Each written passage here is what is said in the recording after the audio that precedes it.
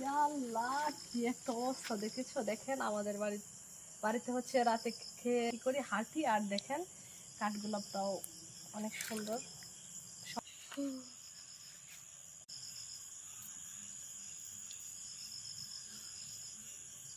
ঝিঝি পোকা ডাকে রে নাকি সাপ ডাকতেছে? অবশ্য আমাদের বাগান বাড়ি তো, সাপ ডাকে।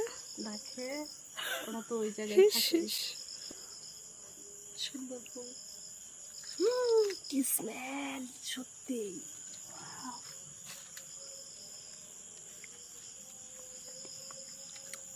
এই যে ওই যে ডালগুলো কত সুন্দর, একটা ছোট গাছে কি পরিমাণ মানে কাঠগোলাপ হয়েছে।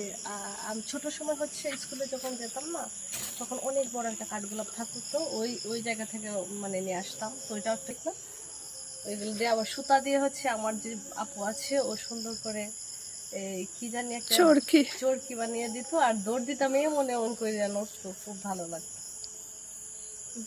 ওই জীবনটা অনেক ভালো ছিল।